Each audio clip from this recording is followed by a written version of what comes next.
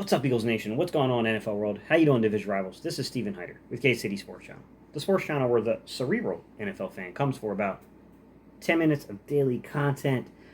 Camp Notes Day 3 continuation. All right, I did a little bit yesterday, guys. I apologize, but I've learned new information, and I want to make sure I get it to you guys, all right?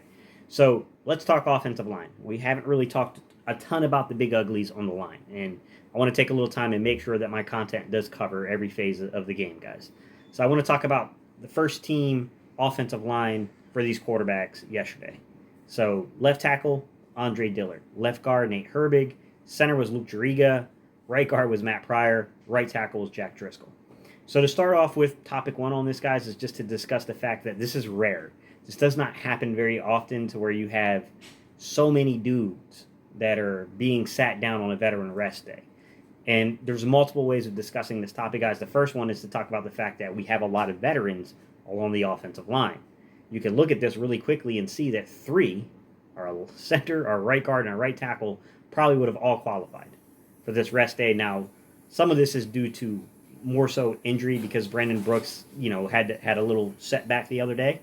Nothing major or anything, but he did have a setback, so that's part of the reason something's going on here, guys. But nonetheless, an offensive line that, let's be honest, we would have taken this last year. This would have been a fairly okay offensive line, minus the Luke Juriga at center over, Kelsey. That would have been a disaster, no doubt about it. But generally speaking, this is within the realm of respectability. We played with worse last year.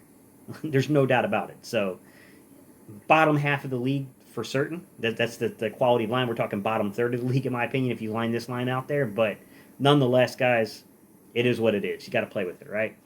Eagles Training Camp 2021 coverage presented by DraftKings. Whoa, we got a little action going on the offense. So, the other side to this discussion was people were asking, is this something that's particular to Nick Sirianni, or is this something you see a lot? And a lot of the analysts said that, honestly, like 10 years ago, this would have been really rare to have happen. But in today's game, not so much. Not saying that every coach does it, but at the same time, this isn't necessarily a rare thing. Like, probably 50% of the coaches are doing this. The second team offensive line. This is where things get a little tricky, right? We know a couple of known things here. Like, I know the left tackle would have been Jordan Mailata, and I know the right tackle position would have been a two-way rotation between Brett Toth and Casey Tucker, and that's just given purely the numbers and the guys on roster. It's pretty easy to discern that information. Where it becomes a little bit more cloudy and without confirmation, I don't know to be exact, but I'll just give you the names that would have been competing for it. It's left guard, center, and right guard. There would have been four guys kind of competing for those three spots on the second team. So left guard would have been, a combination of guys between like Owasika, who is and I'm probably butchering his name, guys, I apologize, but he's the former left tackle for the University of Buffalo, who's an undrafted rookie free agent this year. This is a really good run blocker, actually. I'm kind of excited. This guy, I hope, kind of sticks around on the practice squad and gets a chance to develop. Ross Pierschbacher, he's a guy's got a few years in the league, former Alabama center. He can play guard, he can play center, kind of bounce him around. So he could have been, in between everything. Harry Kreider is a center. I think he's the guy that probably got the second team reps at center, but could have been Pierschbacher as well. I don't know. And the last but not least would have been Sua Peta. Sua Peta would have been in consideration to have gotten reps. So it is what it is, guys. I don't know exactly, but hey. It would have been a combination of those seven guys for the five, positions on the second team. So Pierschbacher, Mailata, Owasika, Kreider, Apeta, Toth, Tucker. Those guys would have made up your second team. Some combination of those seven. Five of them would have been chosen, guys. So let's talk about some of the other things with the offensive line. We've had a pretty rough start with injuries, right? I mean, let's be honest. Isaac Seumalo has been sidelined with a hamstring, right? We just had Brandon Brooks go down with, a slight injury. It's nothing major, but it's still enough to kind of keep him from getting in those reps and shaking off the rust, which kind of is a big deal. Landon Dickerson is on the NFI, non-football injury list. Some of you guys might be saying, Gate, what are you talking about? My man suffered an injury playing for the University of Alabama. It was in-game. It was absolutely football-related. You're right. The problem is it happened as a collegiate athlete, not a professional athlete. So that lands you on the NFI list, a non-football injury. Fair or unfair as that may be. And then also LaRaven Clark starting off on the PUP list, the physically unable to perform list. Hey, guys, I mean, that puts a damper in things, right, man? That's four guys that could be playing a pretty major role, that are out. I mean, let's be honest.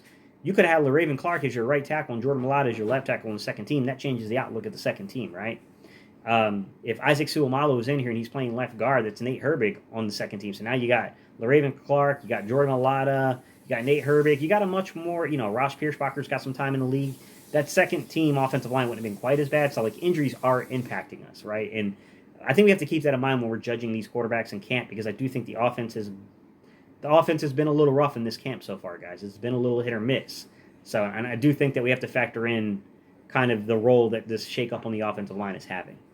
I do have some notes defensively, guys, so let's get into the big uglies in the trenches defensively, and let's talk for a second. So, to begin with, the starting defensive line was Josh Sweat playing the left defensive end role, T.Y. McGill playing left defensive tackle, I'm pretty sure.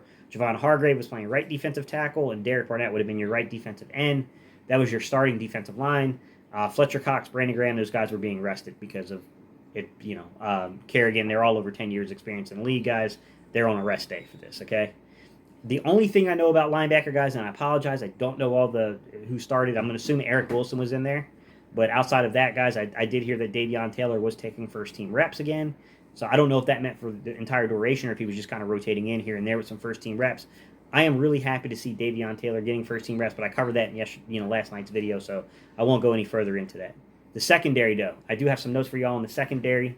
So you're starting outside corners were Steven Nelson and Michael Jacquet. Hey, man, Michael Jacquet. Interesting to see him getting these type of reps. Michael Jacquet is a bigger guy, right? He looks different from the rest of our corners on the outside. He's a bigger, more physically intimidating guy. He's a converted wide receiver into corner, and I'm hearing positive feedback about Michael Jacquet. Michael Jacquet might have a legit shot. I don't think he's a lock to make the roster by any stretch of the imagination, guys, but it looks like this coaching staff is doing really good work with Michael Jacquet and some of the younger guys. Even Barrett Brooks kind of pointed out that he thought that Denard Wilson, our secondary coach, and Jonathan Gannon, man, he said he feels like this secondary looks a lot different. These guys are far more technically sound than they were in the last camp. So, hey, good to hear, good to see, right? Anthony Harris, Kavon Wiles were your starting safeties, guys. Kavon Wiles getting some reps, getting some play. 4th-round pick, 2020 draft. We want to see this. You got Davion Taylor. We got Kavon Wiles. You got Michael Jacquet, an undrafted rookie free agent. I mean, you got some young guys that are getting reps. I'm cool with that, right? And then our nickel was Avonte Maddox, guys. That's kind of how the secondary lined itself up here. I did hear that Zach McPherson got in. I'm assuming he was on second team yesterday. He got in and made a couple plays. Almost had a pick. He almost had an INT of Joe Flacco in the red zone. So, hey, man, the young 4th-round draft pick from this year is making some plays, and that's good to see, man. Josiah Scott's been really good this camp, guys. So, I mean, I like what I'm hearing about the secondary, man. Like, I think we got something pretty good in the secondary right now, guys. Just like day 1, day 3 was a high red zone rep count camp.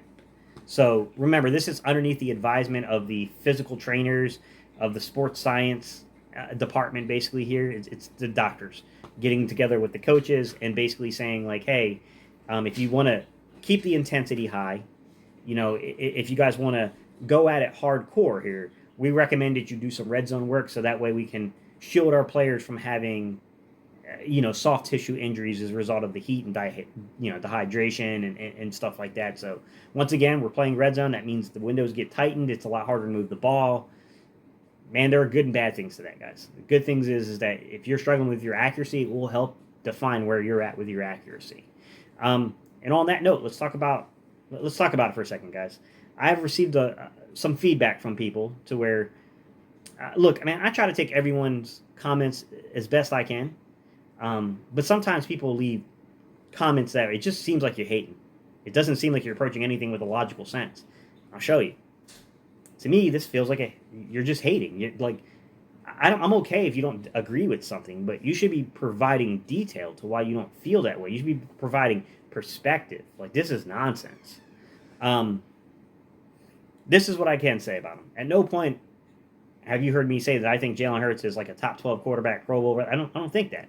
I'm saying that if I judge this young man as if he was a rookie, I would be really happy with where he stands at currently with his progression. And that's how I'm viewing Jalen Hurts. I'm viewing him with a clean slate as a rookie. Okay? Fair or unfair because he's not necessarily actually a rookie and he did have some game experience last year. That's how I'm viewing it. You choose to view it differently, that's you, bro. Do you. But I'm looking at it like this, like, yes, things aren't perfect, but he's gotten better with every single rep in camp. And that's all you can ask for. Now, if you knew me better, you would know that I've already discussed the fact that this young man has to learn how to play on time. He knows that. He went and consulted with Quincy Avery, a private quarterback coach, in the offseason who has specialized in working with athletes that need to learn how to play on time. Okay? And he did some reps. He did some things to try to learn how to play on time with his private quarterback coach. And playing on time is a big statement, guys, because it's more than just responding to pressure, right? It's more than just not trying to immediately elude pressure and run or throw the ball away. Yes, playing on time does mean knowing when you get pressure where to go into a vacated zone with the football. Absolutely, that's part of it. But it also has to do with the timing, right? That's what Nick Sirianni's talking about with the legs. That's what, the upper half will follow where the lower half goes. So that's when you're talking about something like a 3-step hitch. 3 steps mean you hit that 3rd step, you hitch, you get yourself together, and then if your receiver has not already started the cut, that's where the chemistry with your receiver and the timing comes into play, okay? You have to anticipate where he's going, and you have to get the ball out on time, okay? That's part of it too. Yes, Jalen Hurts needs to work at that. He knows that. He's been grinding. He's been working.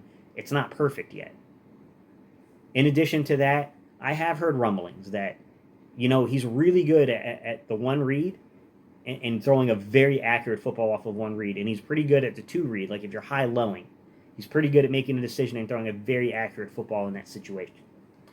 But I've also heard that, look, he's still a young quarterback, and he is struggling to read defensive concepts still. He still has a ways to go there. It's early in camp. Some of you guys you're getting ahead of yourselves, guys. Like, you got to slow it down. I'm telling you as a guy who's played the position, who's coached the position, it takes time to get guys there. You're putting unrealistic expectations on a football player. So, yes, he needs to learn a little bit more. I've heard them criticize that there are times he's not looking off coverage before he throws, and then when he has to look off coverage and then come back, the ball placement and the accuracy isn't quite the same.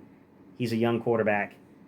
I'm not going to kill him for that one yet. I mean, if this is still a problem come week 12, then yeah, come on, then you got a problem. But the 3rd day of camp seems like an overreaction, in my opinion, some people are having. All right, guys, I appreciate you. So just last kind of notes here on the red zone. 3 touchdowns on the day. He had a tight window throw to Dallas Goedert that was a beautiful throw, but it was criticized that he didn't look off coverage before making that throw, and it might have been different in an in-game situation. But nonetheless, it was a beautifully accurate throw. Great play by Goedert. It is what it is, guys. He put a really nice, accurate, down-low ball to Jason Kroom. It was like a sliding catch in the end zone. It was a great play, and then he hit the front left corner to Devontae Smith for a touchdown. So two touchdowns to tight end and 1 to the receivers. Hey, I like what I'm hearing coming out of camp, guys. And then also he threw a really nice back shoulder pass to Miles Sanders in the end zone that was dropped. So I'm hearing some good things, guys. I'm hearing some definite good things coming out of this camp, y'all. All right, y'all. I appreciate y'all's time and attention. This video is running long at this point, so I'm going to cut it off. I'll catch you guys on the next video.